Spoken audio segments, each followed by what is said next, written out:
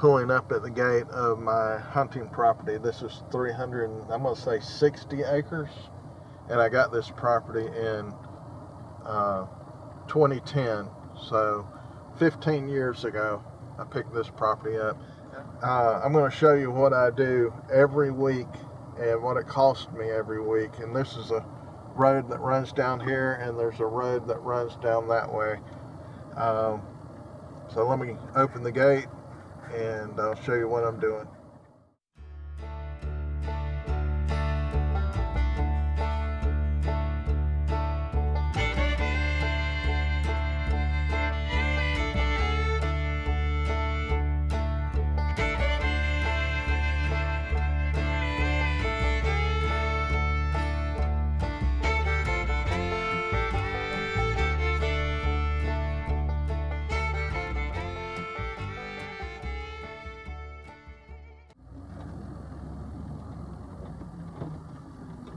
As mentioned, there's a road that goes down right there.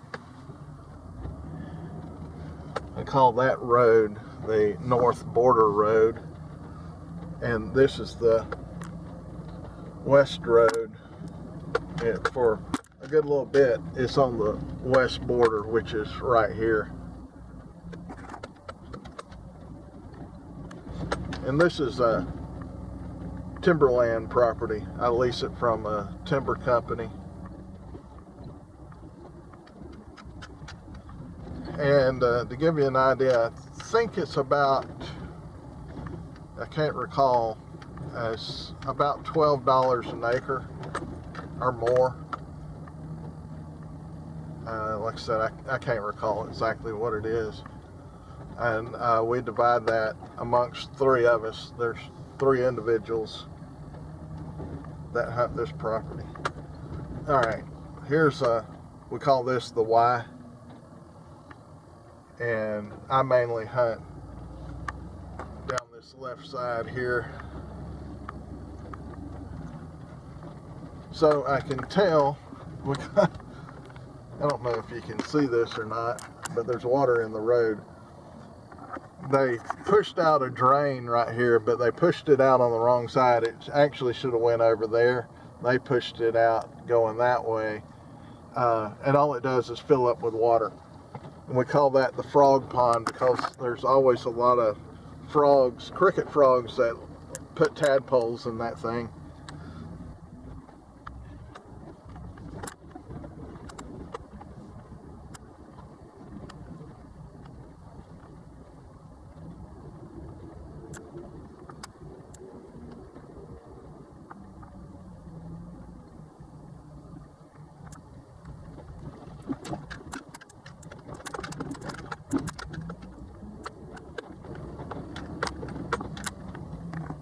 So this is my food plot, and that big tree right there, that's a Russian olive. So we refer to this as the Russian olive food plot. I have a spin type deer feeder right there. I don't see my ladder, or not a ladder stand, but it's a tripod stand because the trees have grown up. But anyway, it should be right in here somewhere. That may be, I don't know, I can't see it. But my goal today is to fill this trough. I have 2 troughs, one on each of the food plots that I have. And every week I put 20% protein pellets in these things. So here at the trough, I only have a few deer tracks because it has been, let's see, 7, 8, 9, 10, 11, been about 11 days since I put 100 pounds of feed in here, and I had a block in here, and it's empty other than that salt lick right there. So let's see if I can show you that deer stand right there. And I may have to move that out closer to the edge because I don't know if I'll be able to see this food plot anymore. I've got a camera right there, and I'll show some of the pictures of the deer coming to this thing.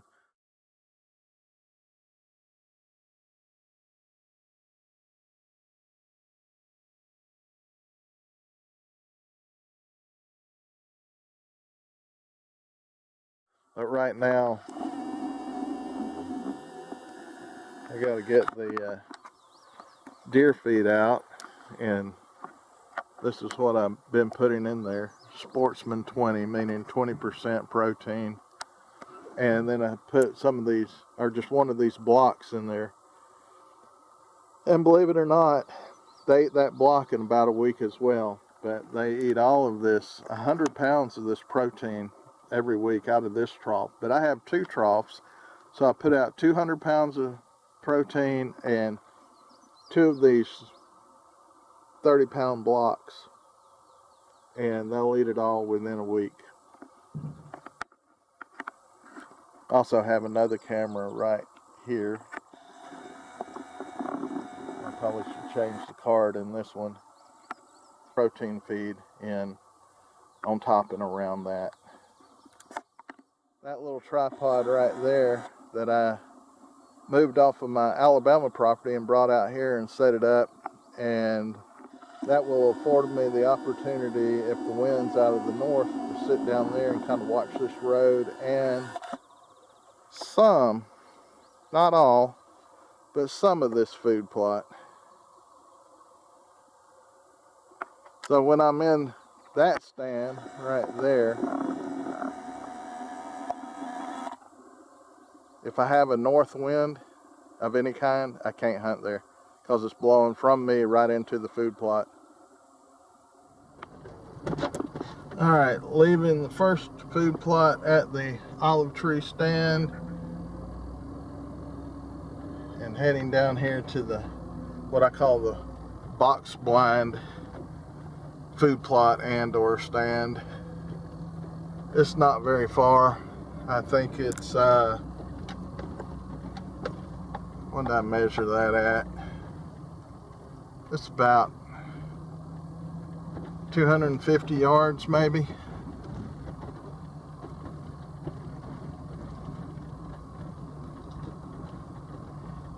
Maybe 300, I can't recall.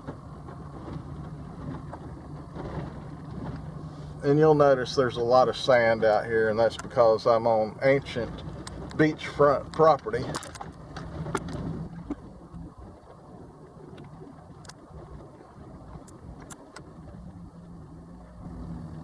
And we're coming up on the next food plot and the box blind and my trough. So here's the trough. There's the box blind right there.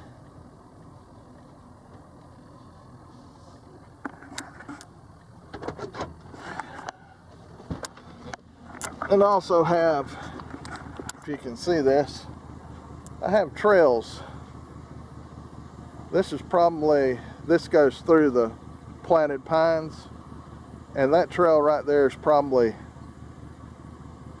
300 yards, maybe more, 350, and it goes to a bottom that's over there as well. So if I want to actually hunt in a bottom, I can follow this trail all the way down. I only see a few tracks here, and I'll show you some pictures. This is a pretty good sized track, and I've got some good sized bucks out here.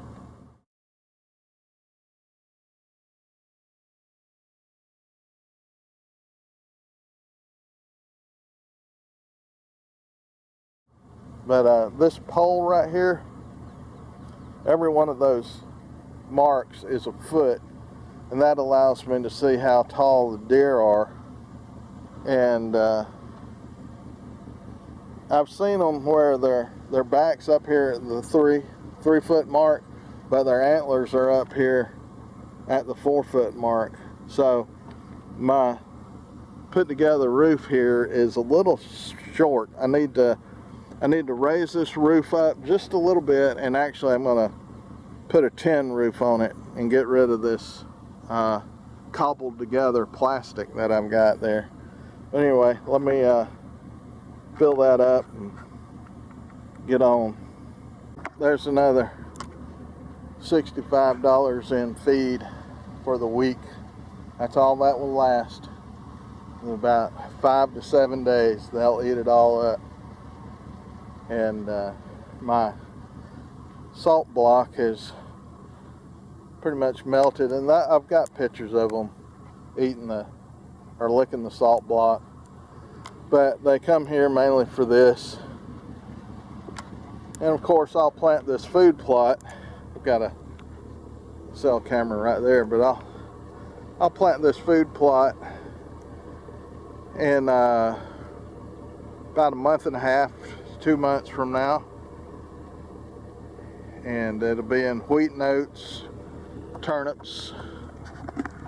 That's about all I plant anymore. Matter of fact, I've got my oats right there for the food plots. But again, that's it. And when we go down here, I'll show you. I've also got a spit type corn feeder down here. I don't usually drive this far down when I'm turning around.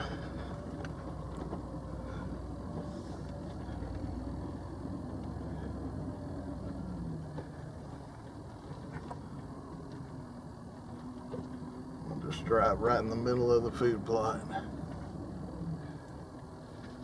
And that feeder is right down there. That's 100 yards away from the box blind. I've got a road right there that goes down to the property line and to some hardwood bottoms. Oh, let's see if I can. There's the box blind right there, right here. And then the spin corn feeder down there. And then over here is the trough. And I've sat in that box many an hour and watched many a deer come out here. And they come from all directions.